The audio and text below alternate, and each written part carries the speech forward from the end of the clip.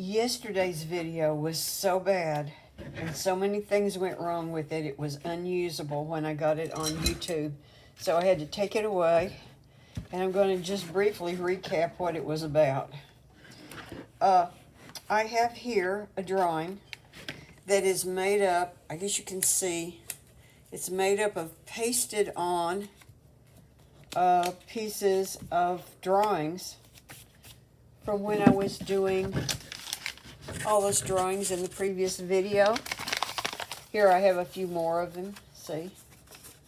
So I was literally cutting them out and sticking them down and made a pot here. And as I worked, positioning them, I had my L's out here, which made it easier to kind of imagine and move it around to get pleasing negative space. I did such a great job of thinking about negative space that I made a couple of awful mistakes in here. I mean, the world won't come to an end. You get to make mistakes. This is how you learn. But what I did was, besides that none of these areas really quite fall in a sweet spot, and I would probably figure that I would make a flower my center of interest, one of them. Besides that, if you look at the stems, and of course, first of all, I've got this pot centered right in the center. That's not necessarily a horrible mistake if other things are right.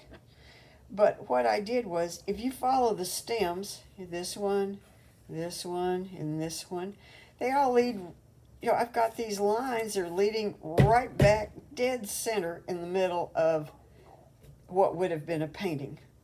So that's a pretty bad thing, especially when you combine it with having the pot in the middle. The negative space in here is quite nice, but that's not the whole story. So one of the things I was going to do was I was going to explain one of the things that the techniques that I had used to refine doing a drawing to get it in good proportions. So let's say that I'm looking at this, and unfortunately, of course, you do not see this from the same angle that I do. I don't have that kind of setup. So this rose is about like this. And so there's no way I can hold this where you can see it. But if I took my L's and decided on maybe making the top part of the L touch part of the flower, and I'll bring this over so that I basically have something of a squared off shape in the shape of the rose. Oh, wait a minute, it's getting away from me here. There are people that do drawing classes where they literally have this piece of glass or acetate sitting up there in front of you and your subject behind it, and they have a lot of grid lines drawn, and then you draw a grid on your paper, and then you follow what you see there in here. And that's not a bad idea, I think, if you're really struggling with seeing shapes, but it's kind of over the top for most of us. So, but here's what I could do.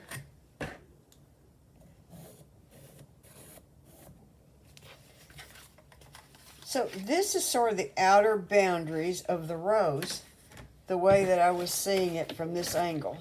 I've got to put it at the same angle, which it is. I hope that's not in front of, let's see if I can do it from over here. I don't know. But it is wider than it is high. And so I could use that, and I could say, oh, this spot here is going to knock, it doesn't go all the way up the corner. It does something like that, and something about like this. And then here's the top of the petal, and here's another petal behind it, and they're coming down here. And this appears to come all the way up over here. And then this shape down here. This sort of shows me the outside shape of my rose. And then, let's see, I don't like what I did there. This shape should do that.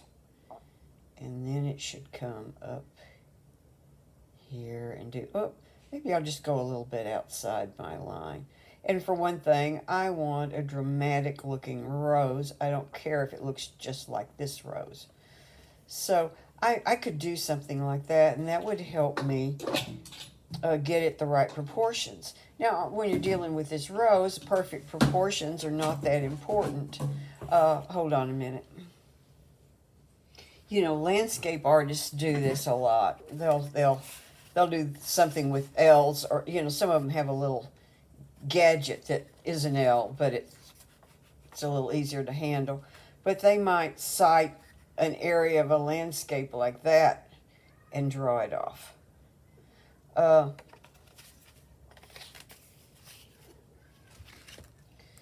So, you know, here we have our rose, and we have our little artificial bottom here on the rose, and so on and so forth.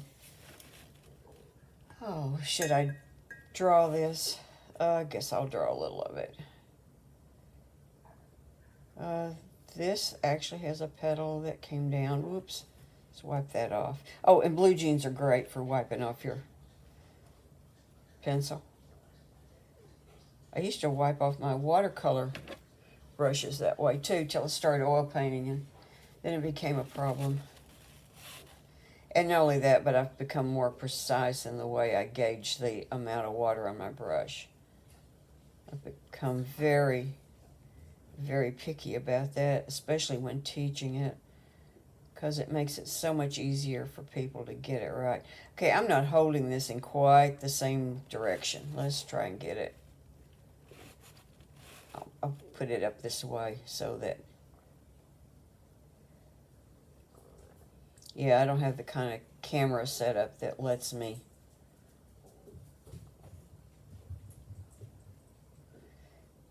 So the thing is, it's fun to make all different kinds of strokes.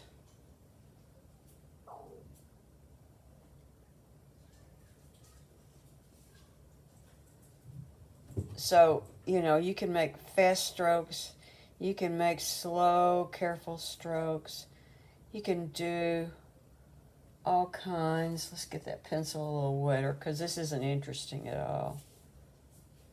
Now, when you do this on watercolor paper, you can get so many beautiful textures and thicknesses in your stroke that this paper just won't give me anything nearly that good. Okay, there's one of those little thingies that grows underneath, one of those little green thingies.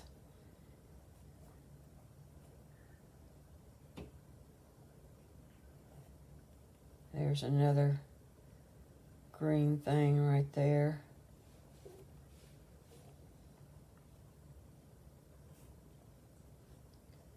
And see, a more kind of an awkward, a little bit of an awkward stroke actually is more visually entertaining to your viewer than if it's a very predictable, refined stroke. It's not quite what their brain expects, and so it's much more exciting. I'm definitely not holding this quite the same as what I had it before. No one knows. So you can draw all kinds of things.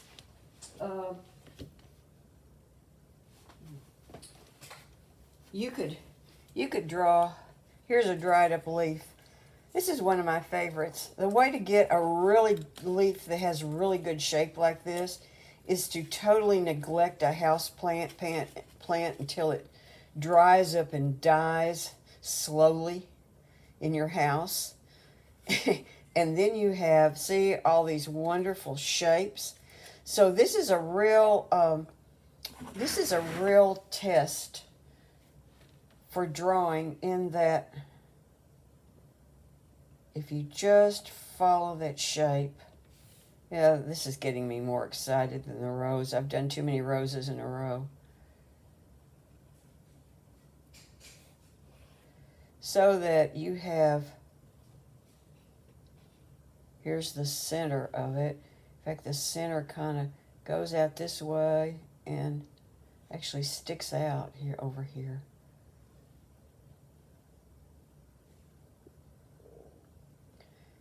So now I'm really into contour drawing. It's taking over my brain to the point that I probably almost can't talk.